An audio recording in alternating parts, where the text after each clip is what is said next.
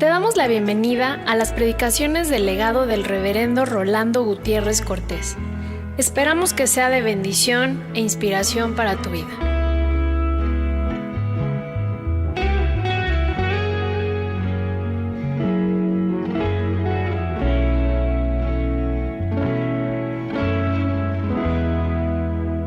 Marcos 5, del 21 al 43.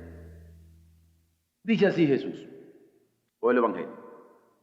Pasando otra vez Jesús en una barca a la otra orilla, se reunió alrededor de él una gran multitud, y él estaba junto al mar. Y vino uno de los principales de la sinagoga, llamado Jairo, y luego que le vio, se postró a sus pies.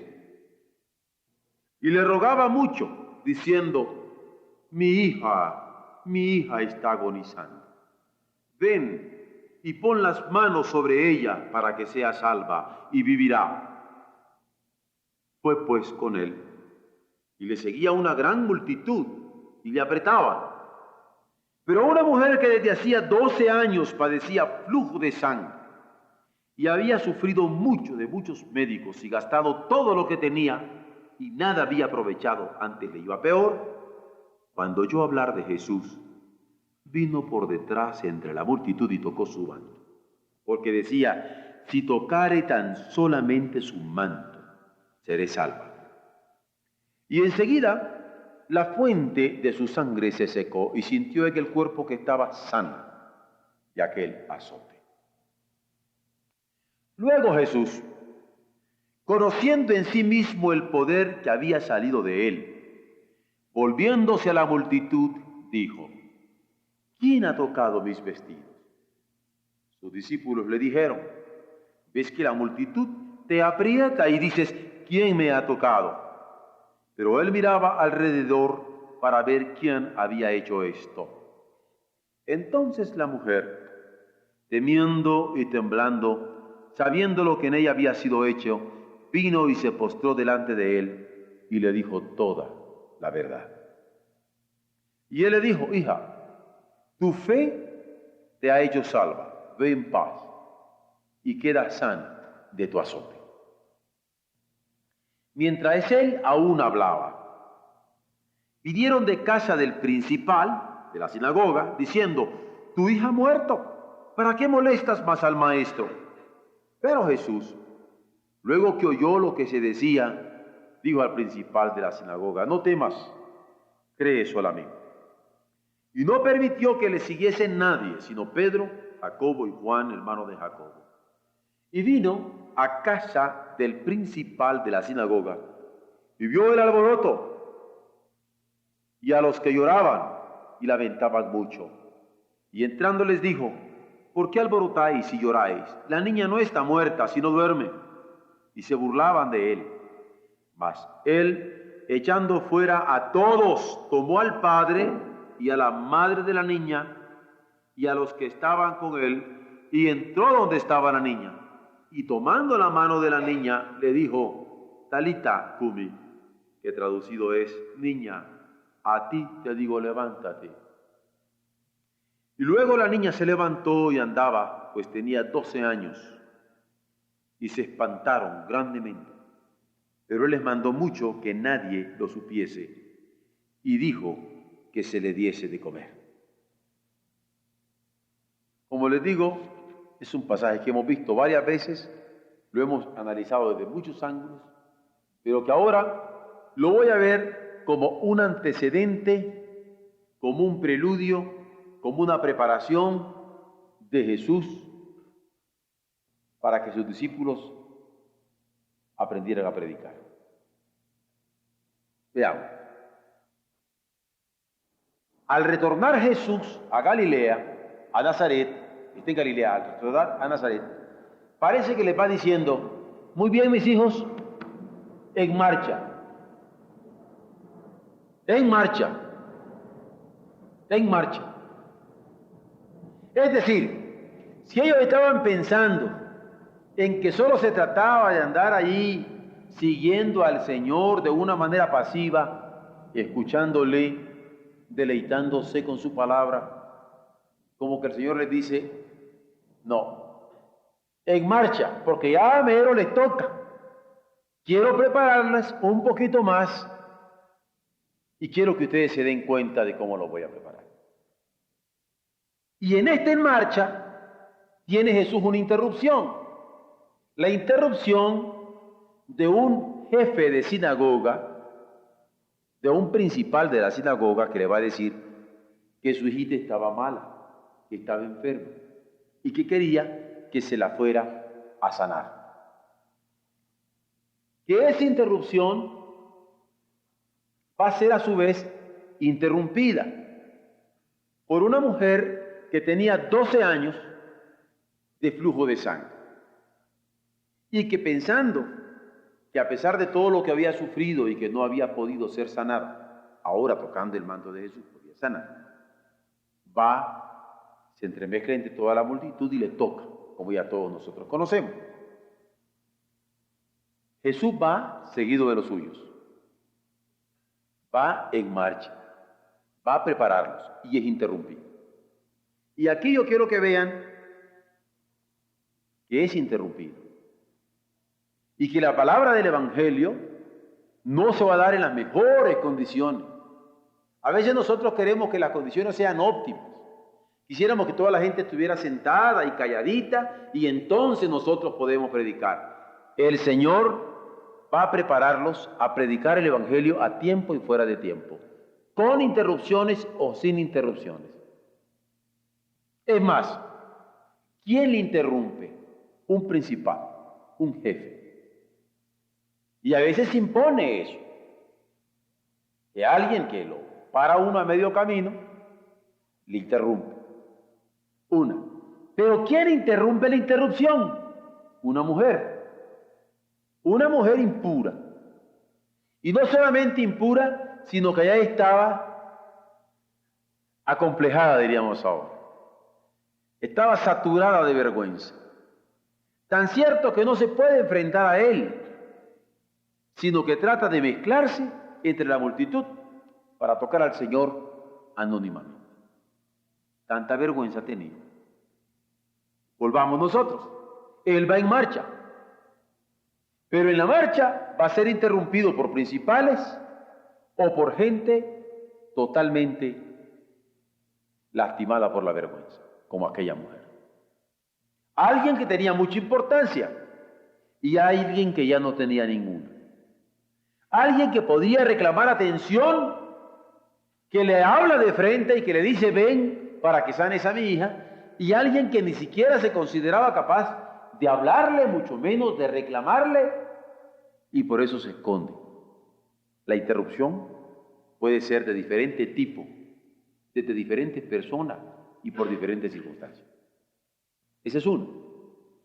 Por otro lado, en marcha, sobre muerte o sobre enfermedades, el Evangelio tiene que ser predicado. Y el hecho de que en aquel momento Jesús fuera interrumpido, no quiere decir que no iba a seguir adelante predicando el Evangelio del Reino.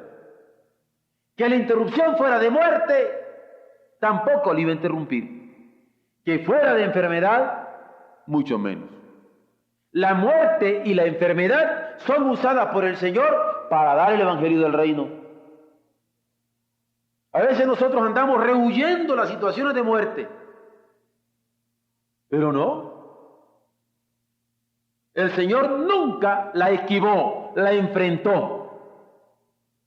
A veces andamos rehuyendo las situaciones de enfermedad, máxime las que nos dan vergüenza, pero el Señor no las rehuyó, las enfrentó. A pesar de la muerte y por encima de ella, a pesar de la enfermedad y por encima de ella, el Evangelio del Reino tiene que seguir siendo anunciado. Es bueno que aquí echemos nuestras barbas en remojo, porque a veces nosotros no queremos ni aceptar la muerte, ni queremos aceptar la enfermedad. Y nos parece que por aceptar la muerte y enfrentarla, se va a parar la palabra de Dios. O por aceptar una enfermedad, se va a parar el anuncio del reino, en manera alguna. Por encima de la muerte, y por encima de la enfermedad, el evangelio del reino tenía que ser anunciado. Por eso, vamos a Nazaret, en marcha. Pero es que nos están interrumpiendo. No importa, lo atendemos. Aquí viene otra interrupción sobre la interrupción. No importa, la atendemos. Es más, Crisóstomo, un extraordinario orador sagrado, que es conocido como uno de los más grandes padres de la iglesia, llega a decir, fíjense ustedes en este pasaje, que el Señor se espera a que muera la muchacha. Porque tan cierto que es cuando está el Señor sanando a aquella mujer que le llegan a avisar al principal y le dicen, ya tu hija murió, ¿para qué lo molestas? Y espera que se muera, dice, porque él quería hacer sentir que sobre la muerte, verificada por todos, su poder era posible para levantar a aquella muchacha. Y él dice, recopilando, así había hecho con Lázaro. Permite que muera. Y pasa un día, y pasan 2, y pasan 3, y hasta el tercer día es cuando va a llegar, para que su gloria fuera manifestada plenamente. ¿Por qué? Porque muchas veces también, en situaciones como la de Lázaro, su hermana, y por eso le decía muchacha, va a decir, si tú hubieras estado aquí, Señor, mi hermano no hubiera muerto. Pero él, mostrando que es capaz de dar vida, a pesar de 1, 2 o 3 días de muerte, le dice, ¿no te he dicho que si creyereis? ¿No te he dicho que si creyereis, verás la gloria de Dios? Pues para mostrarlo, le dice, Lázaro, ven fuera. Y Lázaro se levanta. ¿Por qué? Vamos en marcha. Vamos del mar de Galilea rumbo a Nazaret con estas interrupciones tan severas como la muerte o tan duras como esta enfermedad vergonzosa que tenía ya acomplejada aquella mujer, pero que la va a superar el Señor con su poder y con su poder.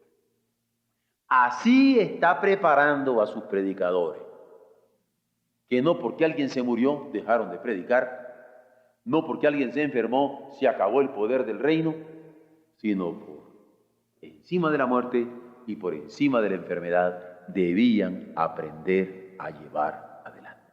Por otro lado, vean ustedes cómo la resurrección de los muertos o la sanidad de los enfermos son elementos fundamentales, de lo cual no debe asustarse ningún predicador del reino.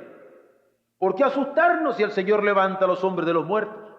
¿Por qué asustarnos si el Señor levanta a los enfermos sanándolos en un momento dado?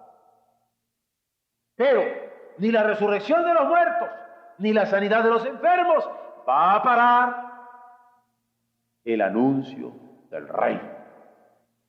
Las dos cosas hay que verlas. Si alguien se quiere asustar por esto que está pasando, con solo que recuerde un poquito de la Biblia se va a dar cuenta. El dolor precede al alumbramiento. Así le dijo Jesús, así le dijo el Señor a Eva, con dolor parirás tus hijos. Pero Jesucristo posteriormente, tomando la misma figura, va a decir, la mujer cuando pare tiene dolor, pero una vez que ha dado a luz, viene alegría. Y es el tenor bíblico, que el dolor pueda preceder a una grande bendición. Si la lástima es que muchas veces nos puede venir el dolor de un infarto y después no aprendemos la lección. Pero no nos debe asustar el dolor del infarto, sino la lección que podemos olvidar en un momento dado. Pero el dolor precede al alumbramiento. Esto es bíblico. Desde el tiempo de la creación o en tiempos de la redención.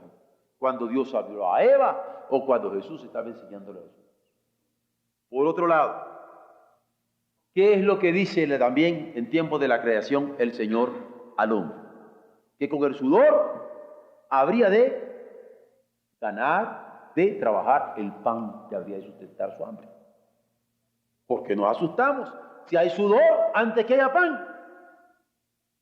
Exactamente de la misma manera, el Señor está preparando a sus seguidores para que no le tengan miedo ni al dolor, si lo sobrepujan, ni al sudor. Dios no llama para seguidores suyos a flojos y haraganes. Allí está preparándolos también con un contenido bíblico. El trabajo. Él mismo, Jesús, había sido conocido como un ayudante de su padre. ¿No es este el hijo de José, el carpintero? Y si alguno de ustedes tiene experiencia con un carpintero, ustedes se darán cuenta que ustedes pueden tener perezosos en cualquier taller, pero no donde hay un carpintero, donde hay un mecánico, donde hay un albañil. Usted no puede ser ayudante de albañil, ni puede ser ayudante de mecánico, ni puede ser ayudante de carpintería perezoso, porque allí no se valen regaños, se da hasta con el serrucho. Son castigos un poco fuertes, pero así es la cosa. Y el Señor fue un ayudante de su padre. Así que por haragán no tenía fama, sino justamente por ser hijo de carpintero, que valía por tener el oficio mismo de su padre. El sudor precedía a la producción del pan. Por otro lado, la tribulación, él mismo se lo va a decir, va a anteceder a la gloria. Y así les dice, en el mundo tendréis aflicción, pero confiad, yo he vencido al mundo. A nosotros no nos sorprende la hora de la tribulación. Ya hemos sido advertidos sobre ella. Lo que queremos ver es los tiempos y las sazones, como dice la Escritura, para poder percatarnos que el día del Señor se acerca. Y la tribulación no es más que una antesala de la manifestación de su gloria. ¿Por qué? Porque a la hora del dolor de un parto hay alegría final en un hogar. En el sudor de un trabajo hay fortaleza de salud en una familia. Y en la tribulación del mundo hay consolación de gracia en la iglesia, como la palabra que se cumple, porque el Señor lo dijo, tendréis aflicción en el mundo, pero confiad, que yo ya lo he vencido. Ahora bien, ¿cómo es posible que podamos decir en marcha, a pesar de las muertes y a pesar de las enfermedades, sobre las muertes y por sobre las enfermedades? Es que esto es válido aunque sea una hija única, porque la hijita de este hombre era única, de 12 años, chiquilla. Es interesante la ternura con que dice, mi hija, Señor, mi hija se me muere. Bueno, Señor, pero atiéndelo porque es una niña de 12 años y el hombre está angustiado y él se deja interrumpir por una mujer. ¿Qué les está diciendo? ¿Qué les está diciendo? Al buen entendedor por señas. Hay que seguir actuando en la siembra del reino, en medio de las presiones de un dolor o en medio de las presiones de una enfermedad. Y lo que nos venga a la mano para hacer, hay que hacerlo según las fuerzas. Hay por lo menos 3 preguntas condicionales que yo me haría a esta altura. Si ha de cambiar la tierra, porque dice la Escritura que la tierra y el cielo pasarán, si ha de cambiar la tierra, ¿por qué no podría cambiar un cuerpo muerto a cuerpo de vida? No tenemos por qué ponernos preocupadísimos porque alguien está al borde de la muerte. Si la tierra va a cambiar, ¿cuánto más nuestros cuerpos serán plenamente glorificados? ¿Por qué tanto susto? ¿Por qué perturbar el evangelio del reino por una incidencia temporal? Porque ciertamente esta es temporal. La vida que en él tenemos es eterna. Pero hay otra segunda pregunta condicional. Si ha de cambiar el mar, porque el mar dará sus muertos, ¿qué de una vida? Porque si un cuerpo pasa vida, una vida pasa gloria. O una tercera pregunta condicional. Si ha de cambiar el universo, ¿qué de la gloria? Hacer alabanza del Señor. Entonces, si alguien le preguntaba, Señor, aunque sea una niñita de 12 años y siendo la única, ¿debemos seguir adelante por sobre muerte y enfermedades en la proclamación del reino? Avanti, le dice el Señor, en buen italiano. Adelante. La proclamación del reino sana enfermedades, levanta muertos, atiende necesidades, pero la cosa va para allá. Pero es más, podría haber otra segunda pregunta de base. Aunque sea una mujer enferma de vergüenza, ¿por qué no nos quedamos aquí atendiéndola? Ya la levantaste ciertamente, ya se sanó. ¿Por qué no vamos a su casa a hacerle una ayudita y ponerla ya más arreglada? Pobrecita, 12 años ha estado así. Es interesante que el Señor no se pone a hacerle ese ejercicio de rehabilitación. Cuando Él dice, levántate, manda, toma tu lecho y anda. Dios no pone muletas. Hace que cada quien se ponga sobre sus pies y comience a caminar y a tener la capacidad de volar, de sostenerse, de mantenerse en la naturaleza de su reino. Es más, si es sanada esta mujer, el flujo de sangre, ¿por qué no podía incorporarse al mundo? Si ya está sana, que se incorpore y que trabaje y que luche y que haga su vida normal. Además, si ha experimentado la fe, porque así se le acercó al Señor, si tocare tan solamente el borde de su mano, seré salva. Si ella ha experimentado la fe y lo que aquella fe le dio, porque ella sintió que era sana de su azote, ¿por qué no podía experimentar la bondad del Hijo de Dios? ¿Por qué no podría ahora anunciarlo? Sanada, podía incorporarse. Experimentado la fe, podía anunciarlo. ¿Ustedes creen que es sensato que alguien diga, yo he experimentado por fe que el Señor me ha sanado, pero no puede anunciar al Señor? Está medio raro eso. Mucha fe, pero poco testimonio. Pero además, si ha conocido el poder del Señor, ¿por qué no testificar de él? ¿Qué impide testificar? Por eso, si acaso los apóstoles estaban con alguna duda, ¿y por qué tenemos que seguir, Señor? Aquí quedémonos. Si está bonito el lago de Galilea, ¿por qué tenemos que irnos a Nazaret? Más si hubieran sabido del rechazo, como él indudablemente lo sabía. Adelante. Sobre muerte y sobre enfermedades, sobre interrupciones de diferente índole, adelante. Pero alguien podría hacer otra tercera pregunta. No solamente la primera, aunque sea una hija única de apenas 12 años, o aunque sea una mujer enferma de vergüenza. Aunque sean principales los que esperan de ti, Señor. ¿Hemos de seguir adelante? Ah, sí. Porque aquel principal podía decir que él obedecía a hombres. ¿Recuerdan cuando aquel centurión alguna vez se lo declaró? Señor, yo cuando digo que se haga algo, se hace. Yo soy centurión, mando a 100. Tú di la palabra y mi criado sanará. Ah, pero si alguien ha obedecido a hombres, ¿por qué ahora no puede obedecer a Dios? Adelante con el anuncio del reino. Si alguien ha servido a otros, ¿por qué ahora no puede servir al Hijo?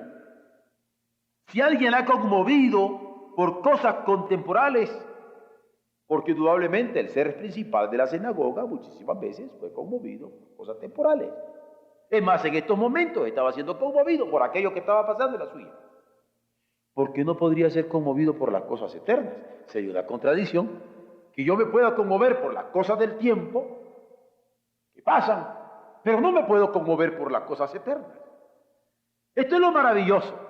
Cuando la gente se conmueve por un parto, ¡qué milagro el de la vida! Pero no por el que da la vida. ¡Qué contradicción! Se conmueven por la puesta del sol, pero no por el que hizo el sol. ¿Qué entendedera más chiquita? Se conmueven por la maravilla del universo, pero no por quien lo sostiene. ¿Cómo es posible tener la capacidad de un asombro racional, pero no de un arrobo espiritual? ¿En quién cabe? A mí me sorprende cuando los pájaros cantan en la mañana y los hombres no podemos elevar nuestros corazones para alabar a Dios. Es posible que una cabecita de pajarito tenga más entendedera que un cerebro como el nuestro. Cuando uno lee el Salmo 149, en donde a las fieras del mar, se sacuden dentro de las aguas para alabar al Creador, léanlo despacio. Y que nosotros no tengamos ni la capacidad de fieras. Por eso preguntaba, si alguien se ha conmovido por las cosas temporales como este hombre principal de la sinagoga, ¿cómo no se podía conmover por lo eterno? Por eso, si los apóstoles le hubieran dicho al Señor, Señor, pero ¿cómo nos estás preparando? Adelante. Adelante. En marcha. Por sobre la muerte, por sobre las enfermedades, por sobre las interrupciones, por sobre los asombros racionales. Adelante. El reino de los cielos se hace fuerza y los valientes lo arrebatan. Pero por último, se dice en el Evangelio, en el pasaje que estamos leyendo y considerando, que se pusieron a llorar muchos. Había lamentos y lágrimas porque la niña había muerto. La chiquita de 12 años había muerto. Había luto en aquel hogar del principal de la sinagoga. Yo creo que la pregunta hubiera sido muy bien, Señor, pero es que no podemos seguir adelante. Hay tanto luto y tanta lágrima. ¿Qué hizo Jesús? ¿Se acuerdan? Los sacó a todos. Aparece un poco fuerte. Los sacó a todos, solo dejó al papá y a la mamá. Pero señores, que eso no se hace. No le van a decir así. ¿Lo que hace? Los saca a todos. Y es que aquí vienen otros problemas irónicos. Porque si se compadecen por un duelo y lloran por una niña o por el dolor de aquel padre, ¿por qué no podían amarle a él? Porque hay gente así. Son capaces de estar llorando en un entierro, pero no conmoverse por amar al Señor. ¿Ven cómo es necesario que sobre el dolor y la enfermedad el Evangelio del Reino sea anunciado para llamar a los hombres a amar al Señor? Si lloran por la muerte, ¿qué podríamos decir? Qué bien que lloran por la muerte. Caramba, qué sensible esta gente. ¿Ustedes creen que es sensible llorar por la muerte? ¿Ustedes creen sensible llorar por un enfermo? ¿Ustedes creen que es sensible llorar por alguien que sufre? Claro que sí. Pero ¿acaso no es más sensible el gozar por la vida? Porque en él estaba la vida y la vida era la luz de los hombres. Yo no entiendo cómo alguien tenga la capacidad de dar un pésame, pero ahora que yo voy a dar un culto a Dios, en quien esperamos, es capaz de salirse y dejarme solitario el lugar donde voy a dar aquel culto. ¿Cómo puedo entender yo y pensar que es sensible uno que va a dar un pésame, pero no alguien que tiene la capacidad de gozar por la vida? Hay que pensar en esto. Esta es la razón por qué el reino tiene que seguir siendo anunciado. Y si alguno se quiere quedar en el camino, adelante, le dice el Señor. No te pare el dolor, no te pare la muerte, no te pare la enfermedad, no te pare ni siquiera los gemidos que puedas escuchar. Hay que anunciar el reino, porque muchos lloran por el dolor, pero no se conmueven por el gozo de la vida. Por último, si lamentan un dolor, ¿por qué no exaltar la salud de la salvación? Rubén Darío tiene un bellísimo poema, y claro, suena bellísimo cuando dice: el mundo está preñado de dolor y de muerte. Palabra textual del poeta. Y yo amo a los poetas y a Darío lo admiro enormemente. Yo voy a proponer otra cosa. Y lo voy a proponer con su misma métrica. Porque de acuerdo al Evangelio, el mundo no está preñado de dolor y de muerte, sino el mundo está preñado de salud y de vida, tan cierto como que está esperando la manifestación de los hijos de Dios para ser liberado, dice la Escritura. Hay salud hay salud en el mundo, hay vida en el mundo. Dice el profeta, toda la tierra está llena de su gloria.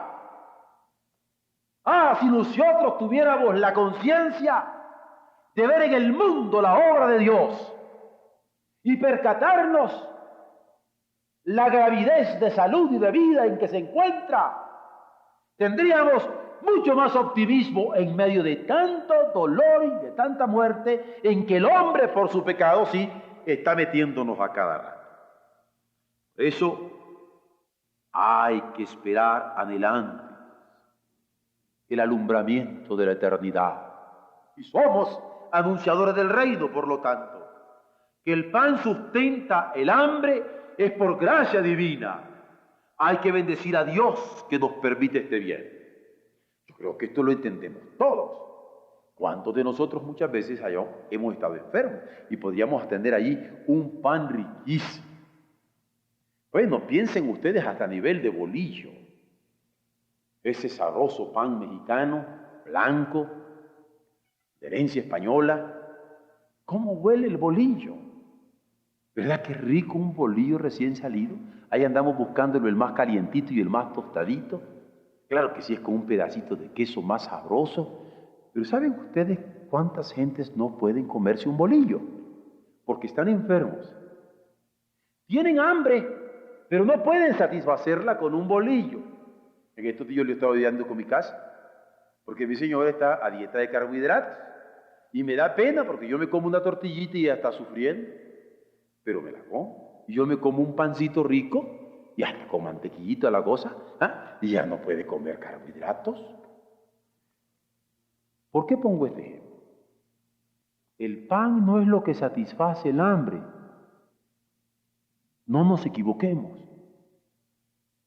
Vean ustedes que hay elementos de gracia que van a satisfacer. Hay otros que pueden comer y comer y comer y comer y no se sacian nunca también, que tienen grandes problemas.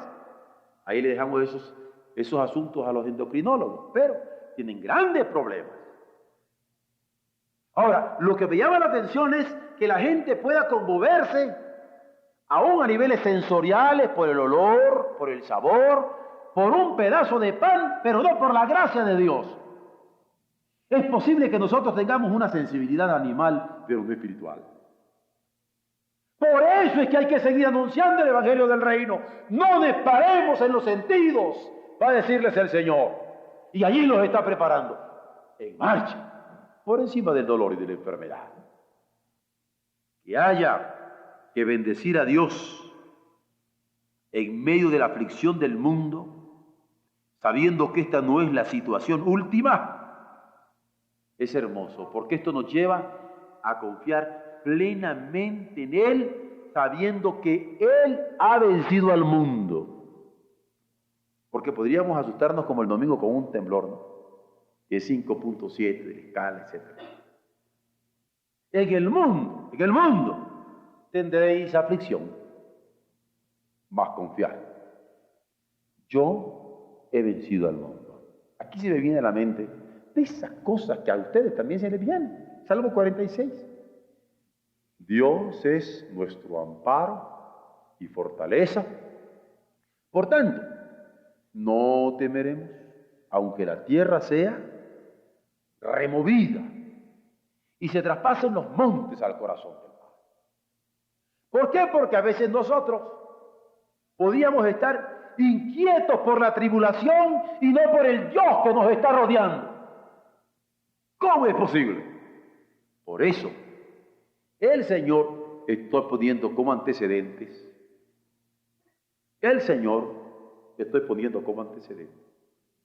va a forjar a sus predicadores ante esta capacidad de seguir adelante a pesar de las circunstancias que los rodean. Porque por encima de muerte y enfermedades deben proclamar el Evangelio. La verdad de fondo es que lo eterno sobrepuja lo temporal. Porque la muerte no es eterna, es temporal. Porque la enfermedad no es eterna, es temporal. Y lo eterno lo sobrepuja siempre. Esta es la primera lección que hay que aprender en la escuela de homilética de Jesucristo, que somos herederos de vida eterna, proclamadores de vida eterna, sensibles a lo eterno, desplazándonos en pasos de seguridad, sabiendo que el cielo y la tierra pueden pasar, pero su palabra es la que nos sostiene, nos sustenta, nos alienta, nos anima, nos dirige, nos conduce. Esa no pasará. Para seguir al Señor hay que doctorarse en rechazo. Me rechazan aquí, me rechazan allá, y yo no voy a decir, ay, pues me acomplejaron, y me rechacen todos para allá. El rechazo culminante fue la cruz, y el reino se levantó. Pero esta es la segunda lección para los predicadores, así que es una invitación llena de cariño para la escuela de homilética de Jesús. ¿Cómo preparó, Señor, sus predicadores? Hay una gran consolación en el pasaje que he leído ahora, ya lo hemos visto en muchas ocasiones, de cómo el Señor atiende nuestras enfermedades, atiende nuestro dolor, atiende nuestro duelo, atiende nuestro luto, y eso está cierto. Pero en el trasfondo al cual nosotros estamos viendo, como proclamadores del reino, está esta preparación. Espero que haya quedado claro, para que habiendo puesto la mano en el arado, nos miremos atrás. Porque el que pone la mano en el arado y mira atrás, no es digno de él. No se puede volver atrás. En marcha, sobre muerte, sobre enfermedad. Vamos a Nazaret. Amén.